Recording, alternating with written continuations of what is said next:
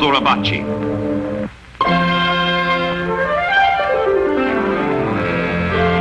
Tokyo, spring 1945. One of the great cities of the world becomes one of the great battlefields of the world. Center and soul of the Japanese war effort, Tokyo is objective number one for strategic air attack by the Allies. From the far-off Marianas, from Guam, from Saipan, from Tinian, come the B-29s, bringing war to the makers of war.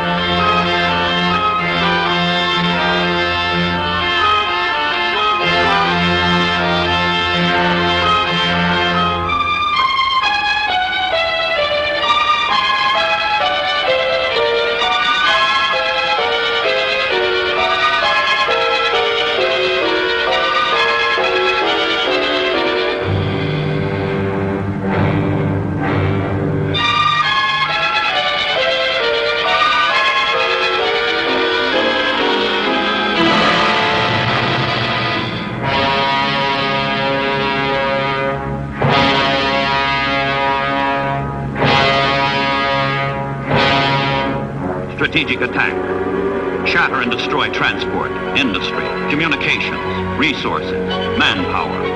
More critical to a country at war than her divisions in the field, her ships at sea, her planes in the air. The great fire raids consumed Japan.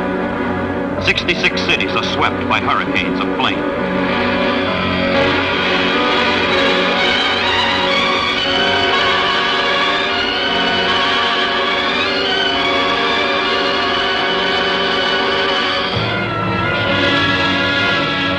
Long-range fighters from Iwo Jima, rough, tough Mustangs, protect the superforts on their incessant sweeps over Japan, and scourge and strafe as they come and go. Fighters and bombers together destroy 51% of Tokyo, 44% of Yokohama, 26% of Osaka. City after city, raid after raid.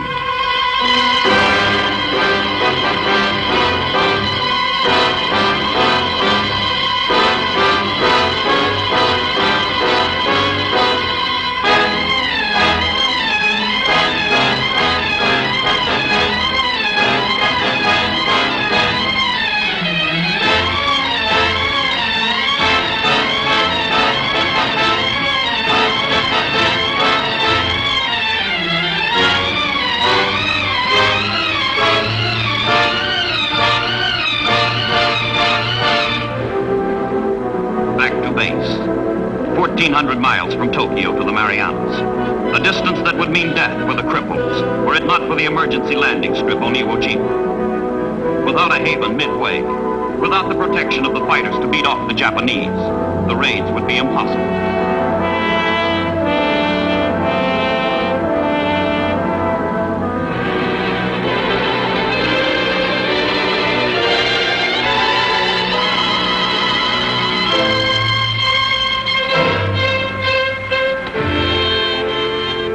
Iwo Jima is the haven.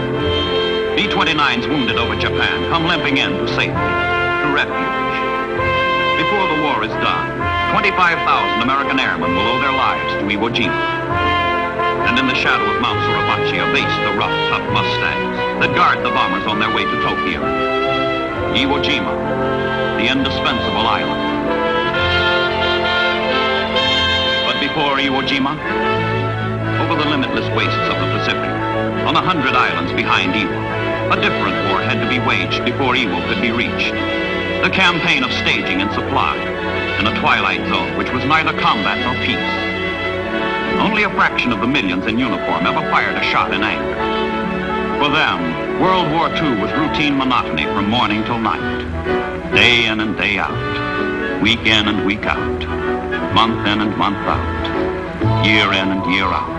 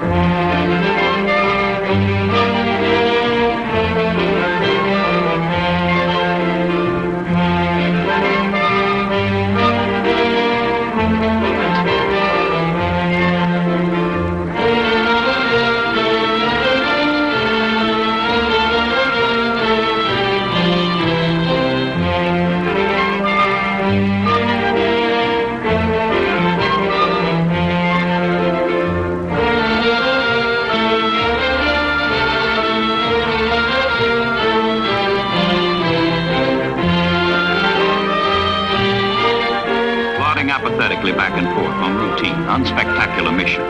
Cargo ships, called by their crews buckets or sieves, kept island tied to island, linking rear area bases to war ahead, to peace at home. If the dreary role of these ships and sailors demanded that they do that and this and that, they nevertheless executed their dull jobs.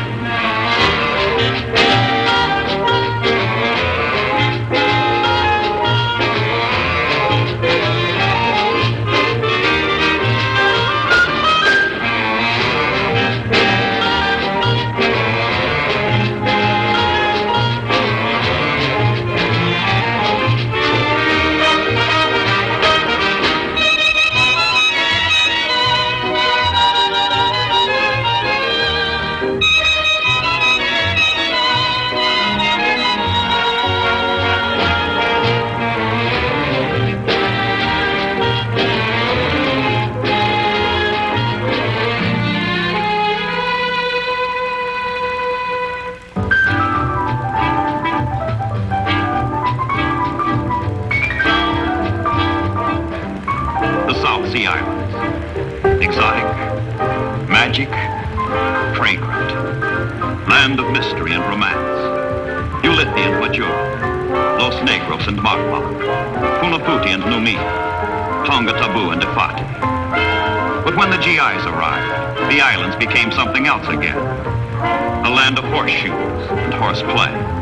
Beer and baseball. Jive and jazz.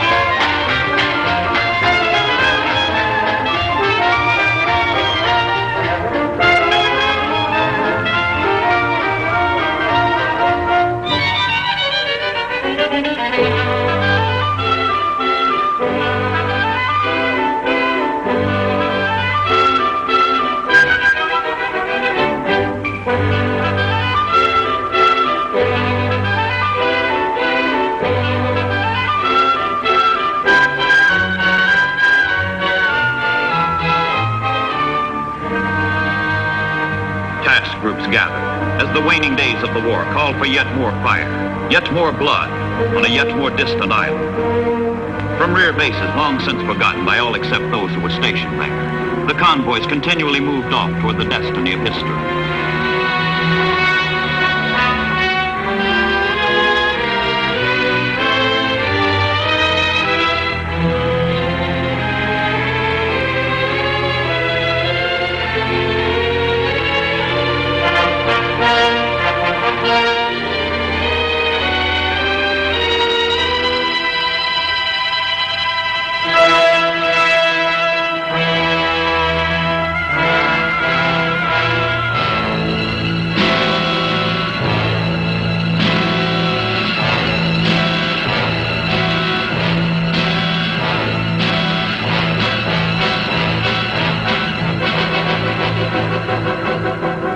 Not all the battles in the Pacific were fought against the Japanese.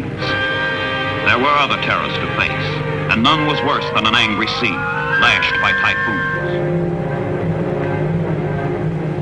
Eternal Father, strong to save, whose arm hath bound the restless wave, who bids the mighty ocean deep its own appointed limits keep. Oh, hear us when we cry to thee, for those in peril on the sea.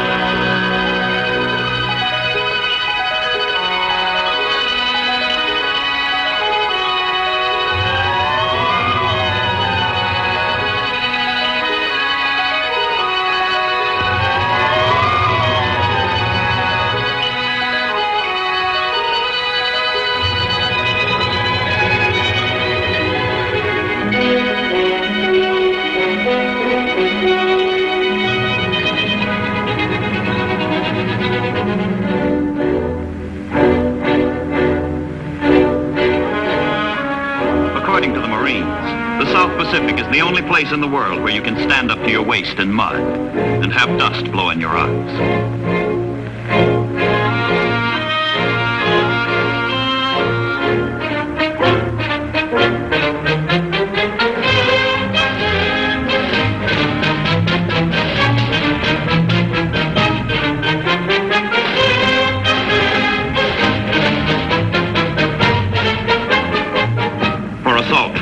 One thing was always certain.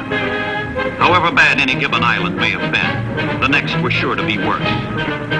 But the men who were ordered to take Iwo Jima in February 1945 could not know that the worst of all lay ahead.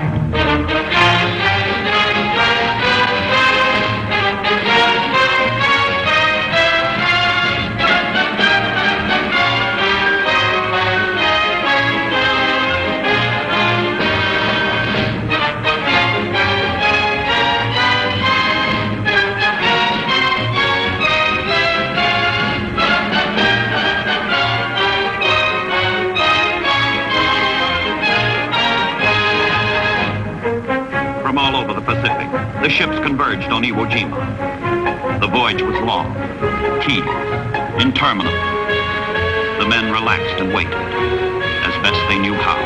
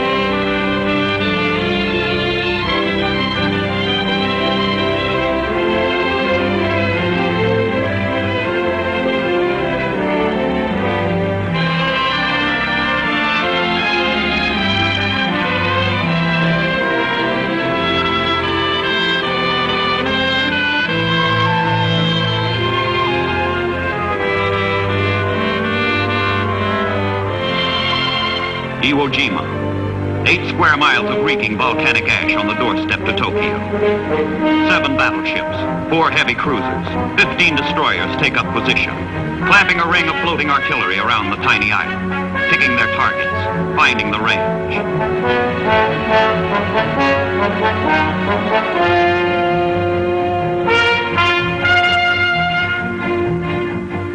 February 1945.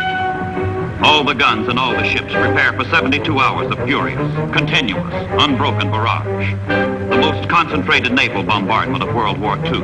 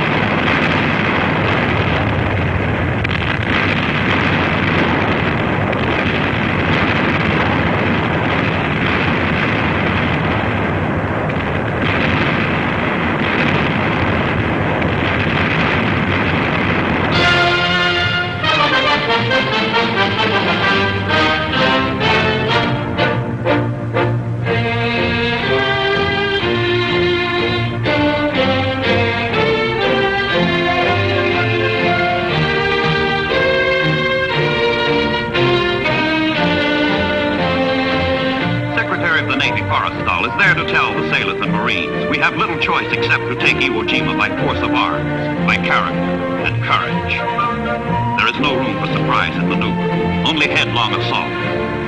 Ashore, 23,000 Japanese soldiers are dug deep in the most formidable defenses the Marines have ever encountered. The island is a solid mass of underground fortifications, impregnable against bombardment. They can be destroyed only by force of arms, by character and courage.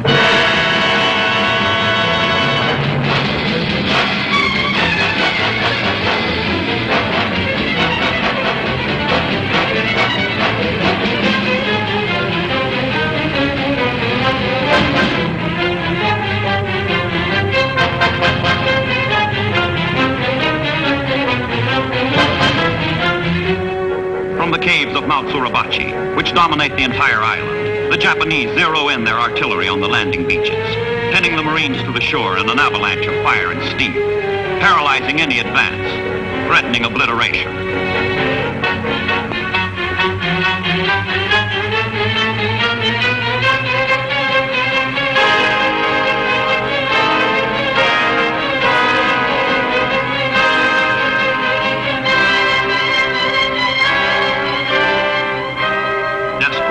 For help, for support, go out to the carriers offshore.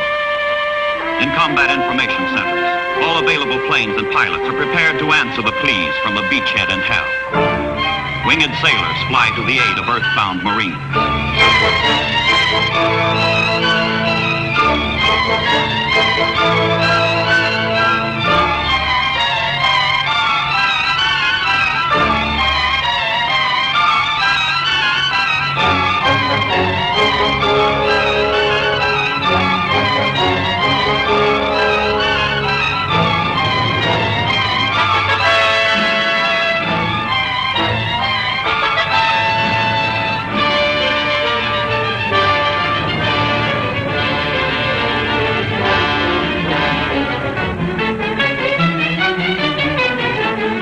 Character and courage. More reserves, more supplies, more Americans spill into the slaughterhouse that is Iwo Jima and claw their way toward their target, Suribachi. While the mountain remains Japanese, the island remains invincible. 5,000 American Marines will die before Iwo Jima falls. But in the bloody bookkeeping of war, the price will be balanced by the 25,000 American airmen whose lives the island will save. One man will die today. To save 5 will live tomorrow.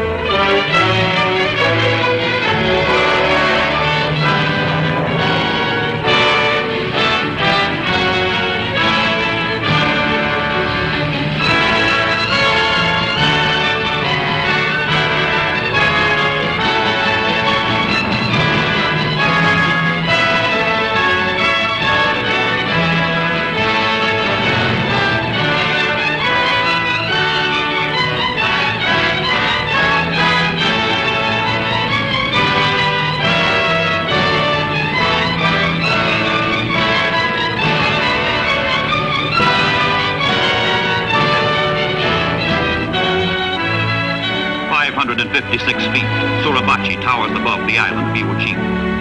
556 feet, the Marines fight their way upward. 556 feet from disaster to victory.